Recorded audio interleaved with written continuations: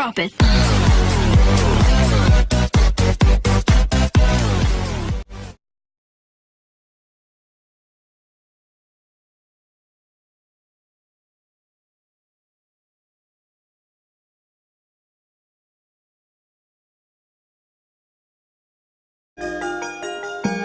Kaulun sugeng siang para rawuh kakung miwah putri ingkang dadi hormatan. Sagunging pakromatan, assalamualaikum warahmatullahi wabarakatuh. Kaulun para sepuh, para aji sepuh, para pangemban pangbating praja, para satriyane negari, para alim ulama ingkang tansah sumanding wahyu kitabing ilahi minangka kiblating manembah luring Gusti. Para rawuh kakung miyah putri ingkang dahatin rumatan kanthi linambaran pepayung budi rahayu miwah ngaturaken sewu ageng paksama dene kawula pun Dimas Asmara ingkang kinarya juru pranatacara saperlu mratelaken lumampahing adicara ngunduh mantu panjenenganipun Bapak Supriyono sapaipun Ibu Endang Sulistyawati ingkang kepareng polakramaken ingkang putra panjenenganipun Bagus Supriyono Bagus Arsi Yuda Prinanto ingkang kadhapaken dinipun Diah Ayu Bilda Maulida putri panjenenganipun Bapak Anang Saban sapaipun Ibu Soimah. Sagung para rawuh kakung miyah putri ingkang dadi kinurmatan langkung rumiyin semonggo kita manung puja puji kunjuk wonten ngarsaning Gusti ingkang Maha Asih, Gusti ingkang akarya jagat, Gusti ingkang njebri sumber sedayan bergesang. Dene menapa kawula pun Dimas Asmara panjenengan sami saged kempal manunggal dados tunggal nyawiji dadi siji wonten dalem Bapak Supriyono ingkang sapruk paring tambahing pantu pangestu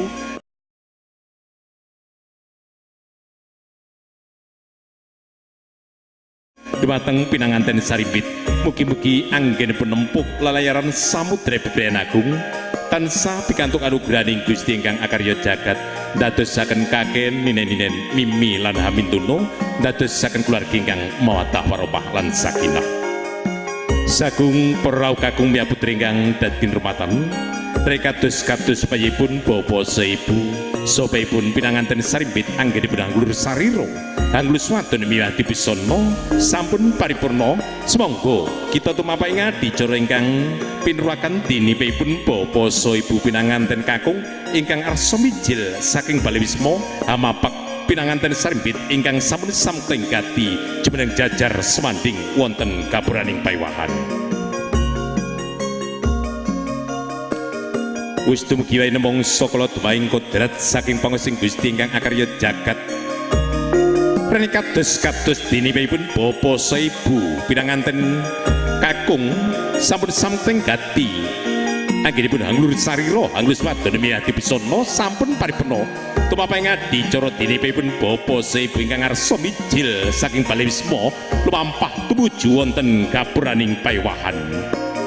Satawis dinipun pinanganten sarimbit ingkang sampun samteng gati jemene jajar semanding ingkang arsa dene pinanganten sarimbit kawijiki menawi samparipun mugi-mugi pun pinanganten sarimbit ingkang sampun samteng gati jemene jajar semanding mugi tansah pikantuk anugrahaning Gusti ingkang murbaing dumadi. Katon kambang kumambahi sekarturaning jering bokor kencana marem liati mbah kantil.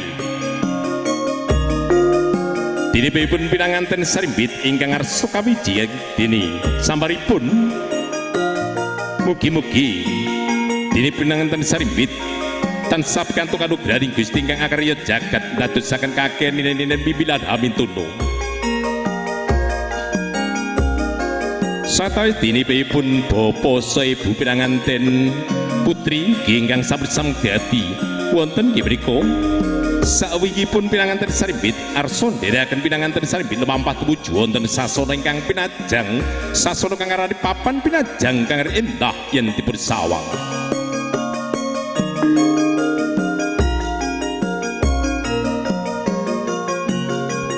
Paripurna dinipun pinanganten sarimbit kawijiki samparipun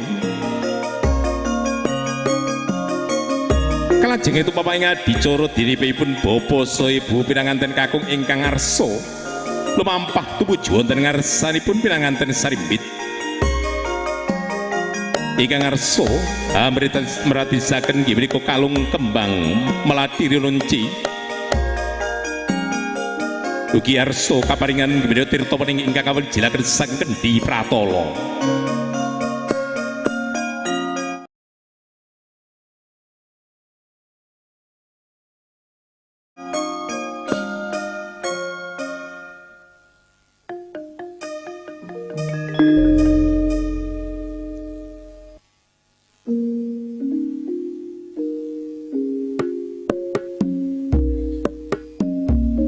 Paripurna dinipun pinanganten sarimbit kawiji samparipun kalajeng tumapak ing adicara dinipun bapa saha ibu pinanganten kakung arsa amapak pinanganten sarimbit ingkang sampun tenggati jebring jajar sebanding wonten gapuraning payowahan.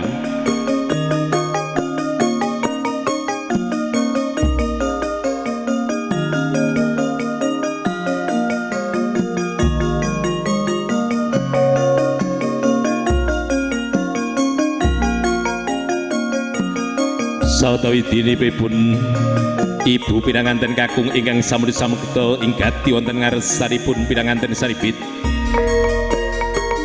arsa paring tirta wening ingkang kawijilaken saking Kendhi Pratala upacara ngunjuk tirta wening ingkang kawijilaken saking Kendhi Pratala ingkang mratelaken mugi-mugi anggenipun nempuh lalayaran samudra Bebrayan Agung kagali kanthi wening kadoni tirta ingkang kawijilaken saking Kendhi Pratala.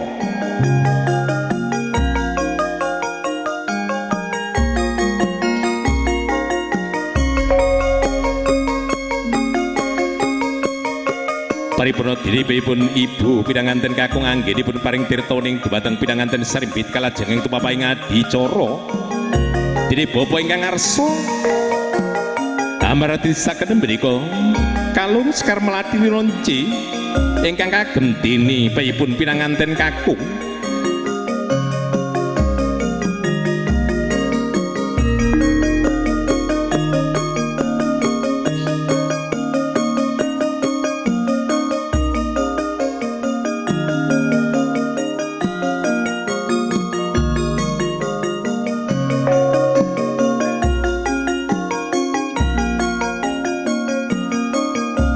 paripurna dinipun bapa pinanganten kakung anggenipun pratisaken kalung rinunci sekar melati rinunci kalajeng tumapak ing adicara dene sindur bidayang bapa saha ibu ingkang arsa ndherekaken pinanganten sarimbit mampah tumuju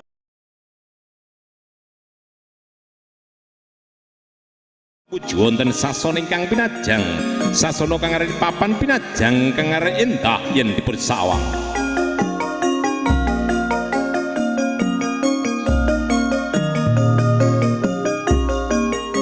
Dene bapa ingkang ndherekaken pinanganten sarimbit mampah tumuju wonten sasana ingkang pinajang ingkang meratelaken ing ngarsa asung tuladha ing madya mangun karsa ingkang werdipun mugi-mugi panjenipun Bapak Supriyana tepa palupi kangge ingkang putra sarimbit sawetawis dinipun ibu ingkang ndherekaken wonten sawingkingipun ingkang meratelaken tuturi handayani ingkang werdipun ingkang kaesti dadi ingkang sinedya dadya jumbuh kang gidayuh kanthi alon-alon kebak pangati-ati anggenipun lumampah dene panjenipun pinanganten sarimbit kadhaken bapa saha ibu lumampah tuju wonten sasana ingkang pinajang wani marang bebener wedi marang kanestan.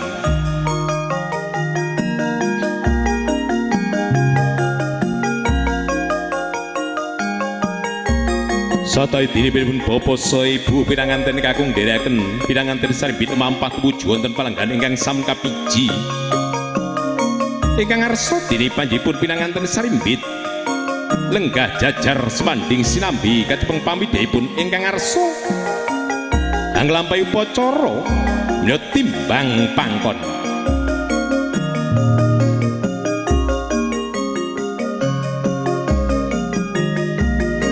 Pocara timbang pangkon menawa kinarya nggambaraken bilih tiyang sepah boten badhe kadunungan ros emban cindhe emban seledan tupe putra mantu tae putra pribadi.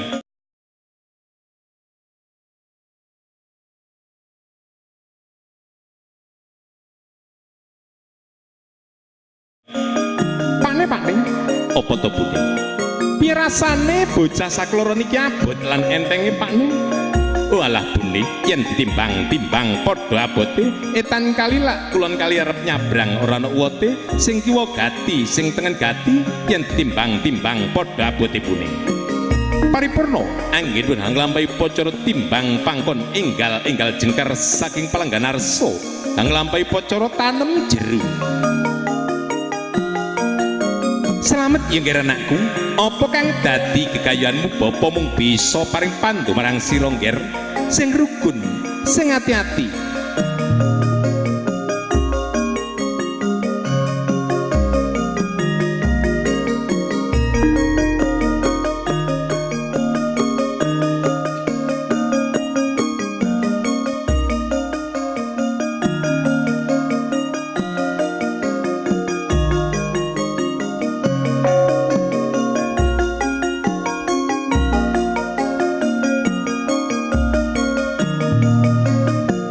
Paripurnaning diri pinanganten sarimbit anglampahi pocara tanem jeru kalajeng tumapaing adicara dinipun bapa saha ibu pinanganten kakung arsa mapak pinanganten bapa pinanganten putri wonten gapuraning pawan karsa kadherekaken lumampah tumuju wonten sasana ingkang pinajang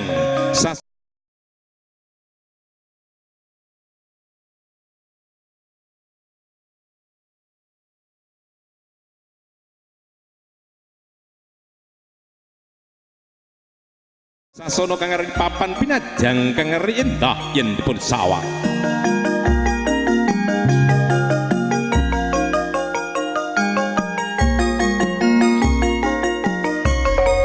Satawi dinipun bapa saha ibu pinanganten sarimbit lumampah tumuju wonten palenggan ingkang sampun kapiji ingkang arsa anampi sungkem utawi ngabekti saking ingkang putra ingkang arsa nyentambahing pandu pangestu.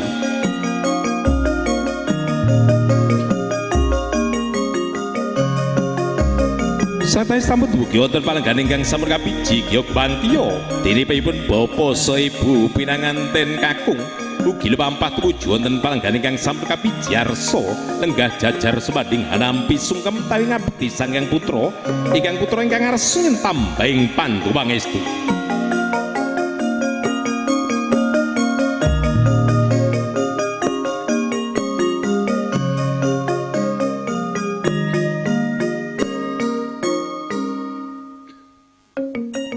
Enggal dinipun pinanganten sarimbit jengkar saking palenggan arsa lumampah tumuju wonten ngarsaipun bapa saha ibu ingkang arsa nyentambahing pandu pangestu.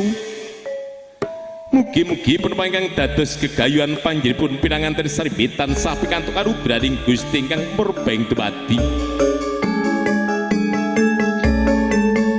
Satawis dene pinanganten kakung sampun tumuju wonten ngarsanipun ibu enggal nyentambahing pandu pangestu. Ibu, panjenengan minangka pepunden kula Ibu.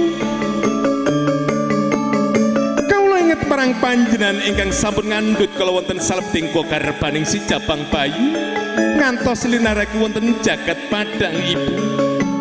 Tambahing pandu pangestu ingkang kula suwun saking panjenengan Ibu. Yen anak sing tak tresnani, Ibu bunga ngatiku awan iki jebule kekudanganku sedati kasunyatan sing rukun nger sing ati-ati. Amung weling kurang resira nger sira minangka umat Islam aja nganti lali nglakoni ibadah wajib salat lima waktu nger. Paripurna dinipun pinanganten kakung anggenipun nyentambahing pandu pangestu wonten ngarsanipun Ibu Gyog Bantiya lumampah tumuju wonten ngarsanipun bapa ugi arsa nyentambahing pandu pangestu.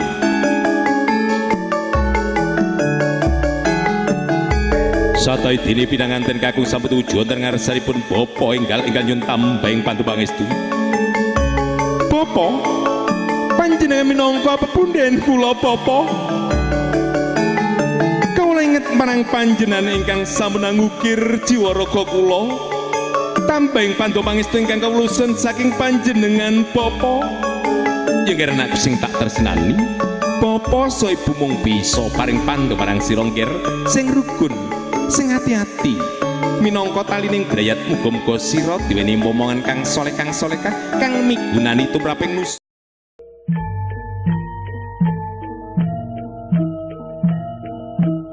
sobong solan agama ngger paripurna dini pinanganten kakung anggen dipun tambahing pandu pangestu wonten ngarsanipun Bapa enggal-enggal jengkar ke aras kanthi kebak raos Sutrisna.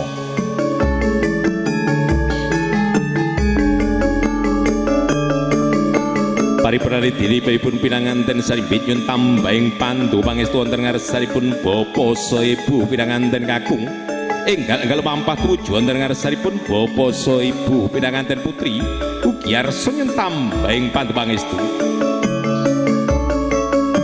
Satai dini pinanganten putri sampun tujuan wonten ngarsanipun Ibu enggal-enggal nyun tambahing pandu pangestu. Ibu panjenengan minangka pepunden kula Ibu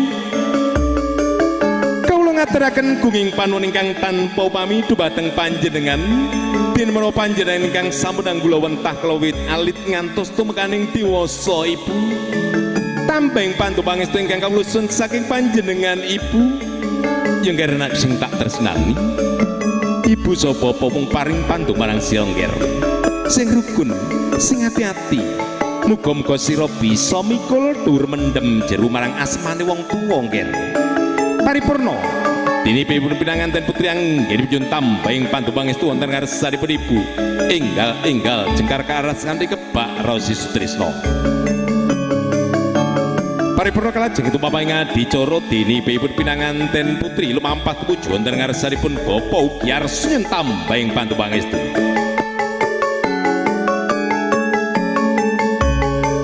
Satai dini pripun pinanganten putri tumuju wonten ngarsanipun Bapa nyun tambahing pandu pangestu.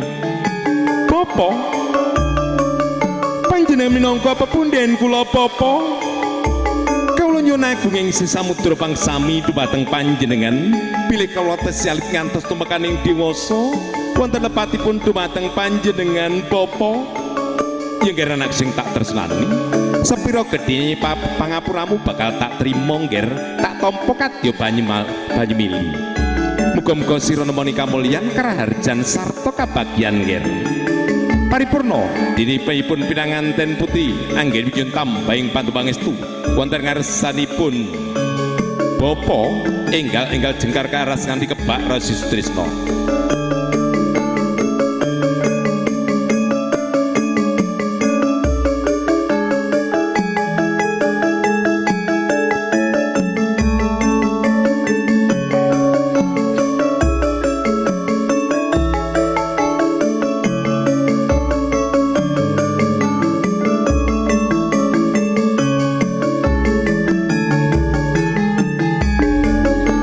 Paripurna diri panjenengan pun pinanganten sarimbit anggen dipun tambahing pandu pangestu wonten ngarsanipun Bapa saha Ibu kalajengan kepapaing adicara ingkang pungkasan inggih menika tedhak sungging utawi potret sesarengan.